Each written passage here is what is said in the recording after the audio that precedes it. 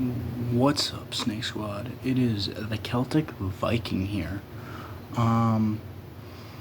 Sorry, this was a little late, but like a week late, but and I should have my predictions video for WrestlePalooza and my review of tonight's Smackdown up tomorrow, because I was busy tonight for Smackdown. Next week, we should be back to a normal schedule of live streams, though. So, yeah, that's good. Alright, so let's get to the review. R-Truth. Brock Lesnar started the show. People were saying, Brock, you suck, whatever. Then, before Brock could even speak, R-Truth came out. R-Truth was saying, stuff that, because Brock is messing with Cena now, that he's gonna insert himself into this. So, this is what I wrote down, that I wanted to talk about. R-Truth is now Ron Cena. What? Really, dude? What? And he's John's older brother. Wait. No, and John's his older brother. Bro, you're older than John. You're older than John. How is John your older brother? R-Truth also said, or I should say Ron Killing, so we know I should say Ron Cena. R-Truth also said that him and John Cena have the same exact dad.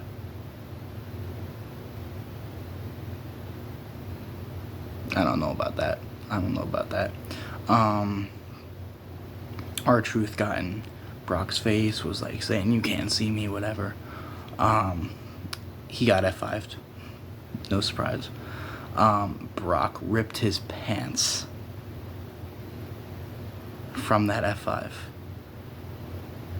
And right when he got up, he was like, did you see that shit? And he started twerking, started shaking his butt. What? I loved seeing Brock like that. Then when he was walking through the ramp, he said, Stu, I ripped my pants.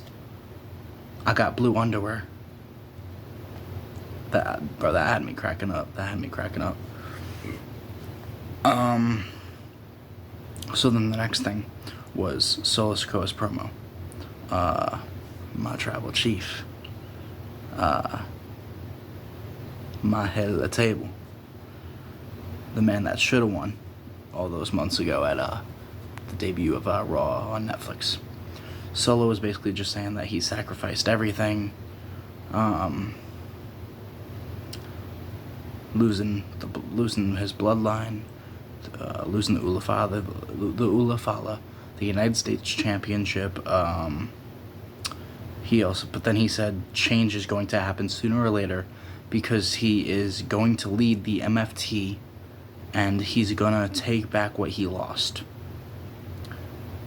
He said he's been in the shadows of too many people, and it's time for them to be in the shadow of him and his family tree. So, I'm excited to see what's next for Solo. I love Solo, if you guys don't know that. I love Solo. I think Solo's awesome. That's why I'm, my tribal chief. I was always voting for Solo with the Roman and Solo thing. I was actually voting for Solo with this Solo versus Cody Bloodline Rules match way back then when Roman returned. But we know how that went. So then after that, Rey Fenix returned. What? That's crazy. What? He was gone for a couple weeks, maybe a month. I was surprised. So Sami Zayn versus Rey Fenix, second Sami United States Championship Open Challenge. I think Ray Phoenix was pretty good to open that challenge, but I wish they wouldn't have done a segment before it. I like the surprise, you know what I'm saying? Like, imagine the pop he would have got if he just came out, you know what I'm saying? So that kind of ruined it for me. I thought this moment was awesome where Ray Phoenix did the springboard handstand, and it looked like he was gonna, like, I don't know, do a cutter or like a kick or something like that. But Sammy caught him and turned it into a blue thunder bomb. I thought that was awesome. Sammy retains the title. I'm happy about that. I didn't want Sammy to lose it, but great first match back for Ray Phoenix, and great singles match. Thought it was a great match altogether. And then this is what I wrote down after that. Kiana James needs a better character. I just wasn't vibing with it. Like, her pretending that, like, B-Fab wasn't right there. That was a little, I didn't like that. And then she was just like, oh, you're right there. She was talking, like, for 5 hours before that. So, and I just don't like her with Julia. I wish that she was still on Raw, and I wish she was getting single matches, getting a little bit of a push. I was starting to like her character from, like, when she left NXT, and then, like, the little character she had, like, for how long she was on Raw, you know, before her injury. Like, I was starting to like her. Now I don't like her. They're using her wrong, and I just don't think she's good with Julia. Julia versus B-Fab, that's what came after, because of her ignoring her and stuff like that. Julia horribly overreacted to B-Fab attacking Kiana James. Kiana James came up to B-Fab's face when she was about to get in the ring, and she was like, oh, what are you doing, you know, what are you doing? So then she took her by her head and, you know, throw onto the rope, and she went down or whatever, and then Julia was like, and she, like, threw her mask off, and she was waving her arms and, oh my god. And then what happened after that?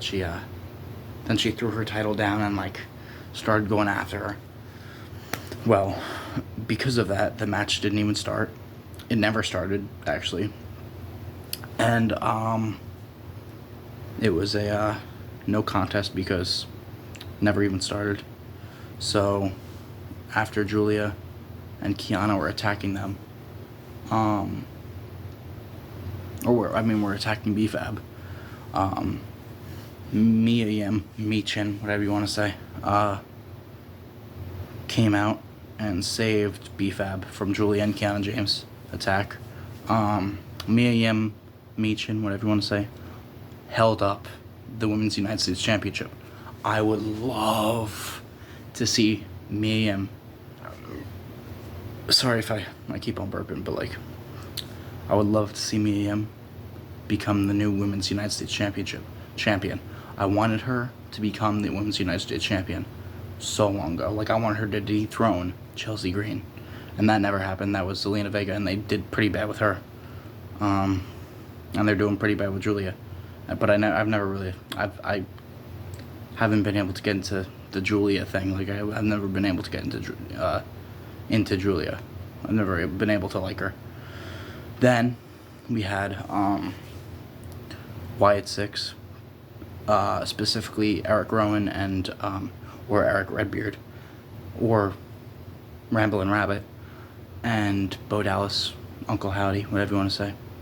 And they were saying that the Street Profits aren't brothers, and that they should cut ties, and that they told them all the way back in Paris and stuff like that. So they're basically just, you know, trying to get into the Street Profits' heads more. Then we got a promo right after that too. Aleister Black. He was saying that he tricked Priest and that the venom will sink in.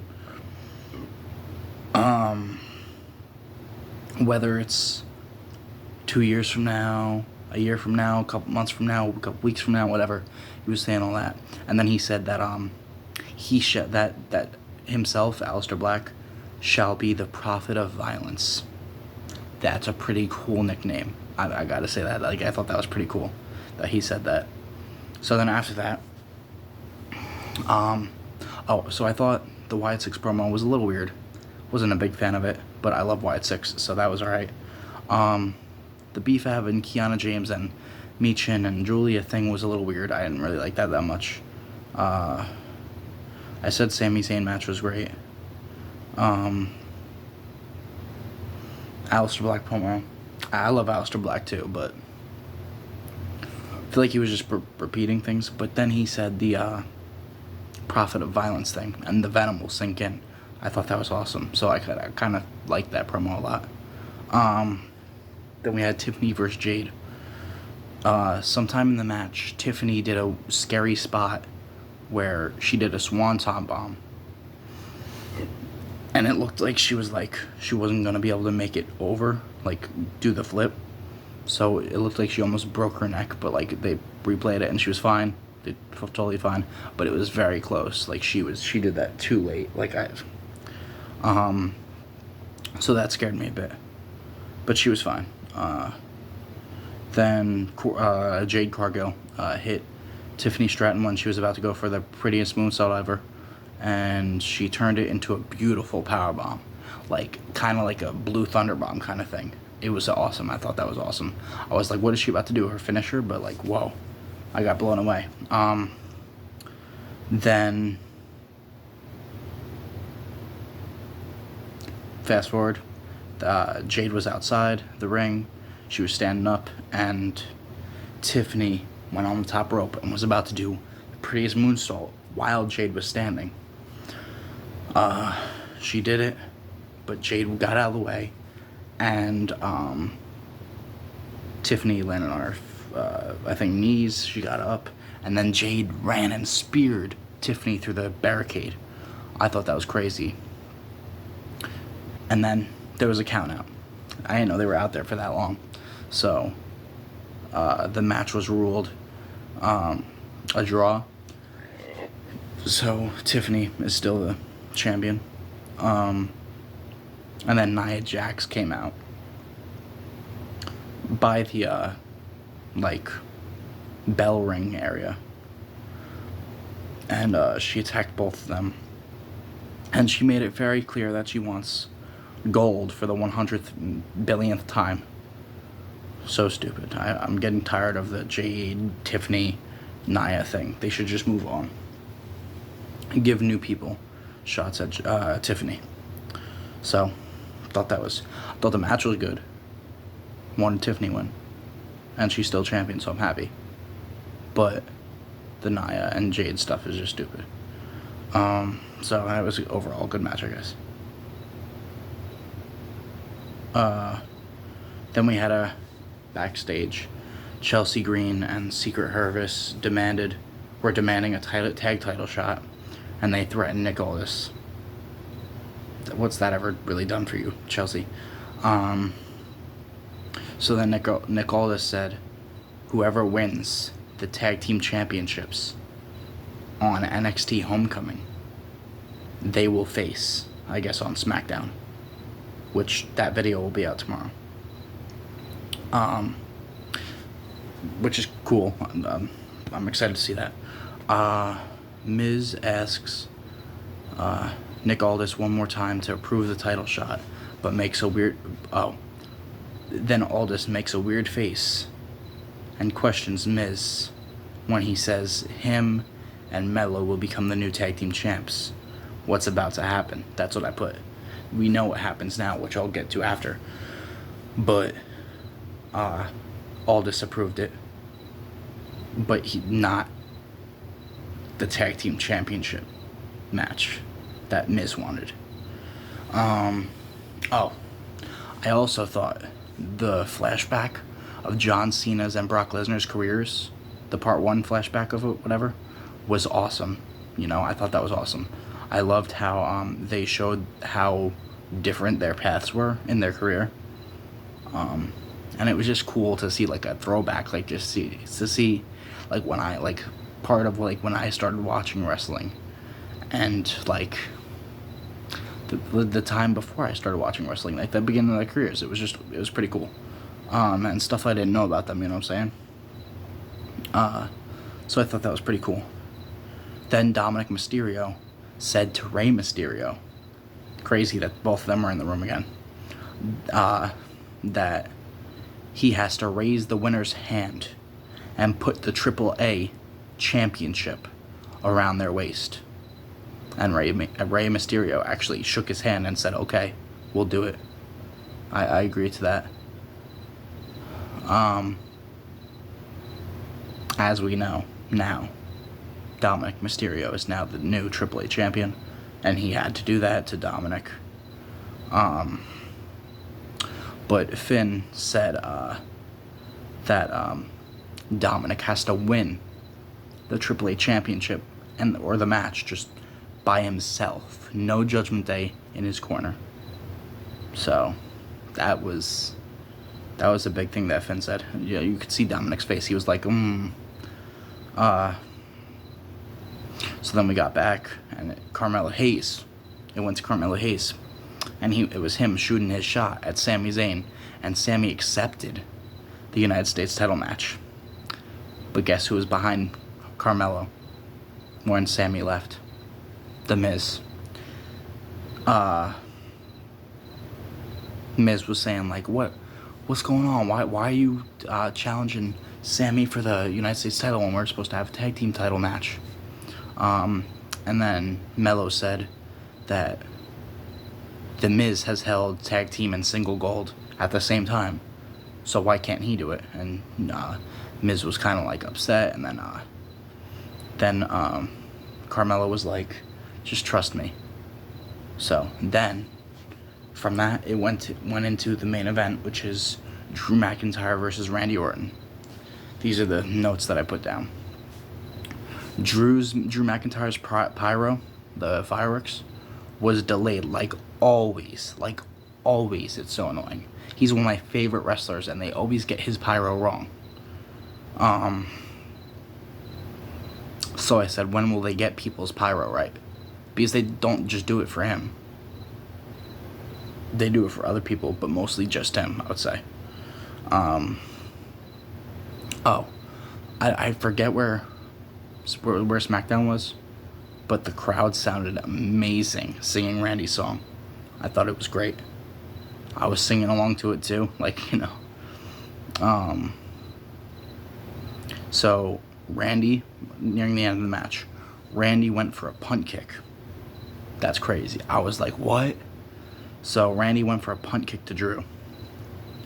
The refs got in front of Randy and stopped him. Randy was like, what are you doing? What the hell are you doing? He was actually threatening to RKO him, and then he snapped out of it.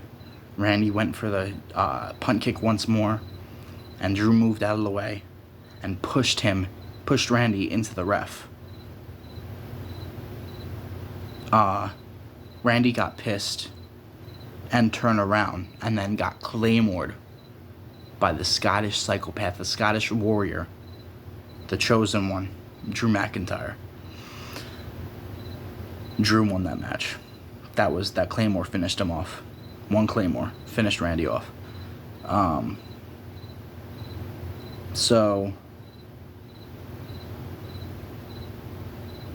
Drew pushed the ref after the ref held his arm up or hand up, whatever, and then he threw Randy over out the ring, over the ropes, to try to do a claymore to Randy into the bottom of the table like he did to Cody. But right when he was about to do it, right when he was about to pull that trigger, Cody's music hit. Cody returns, doesn't even second, he doesn't think for a second, gets in the ring, starts brawling with Drew. I think this part was awesome. Cody did a Cody cutter to Drew, and Drew held him up after he jumped off the ropes. He held him up in midair for like 5 seconds. And then they collapsed. And I was just like, holy, that was amazing. That was one of the best Cody cutters I've ever seen. Like, I thought Drew holding him up just added so much more to that. So I thought that was awesome. And then Drew rolled out of the ring and was walking backstage. And then Cody grabbed the mic and he was like, you wanna know what, Drew? Me and you for my title at WrestlePalooza. So, Drew and Cody at WrestlePalooza. I'm excited for that. I'm voting for Drew. Which, like I said, I'll be doing my predictions tomorrow, hopefully, before the show. Still think it's stupid that they're going to ESPN, but whatever, it's not my choice. So yeah, that's my review of Smackdown. Please like, subscribe, share, and I'll have the review of tonight's Smackdown and the predictions for WrestlePalooza tomorrow out tomorrow. I hope I do. If I don't, I still will upload them, but it's after WrestlePalooza, so like hopefully that doesn't happen, but we'll see. So peace out, Snake Squad. Celtic Viking out. See ya.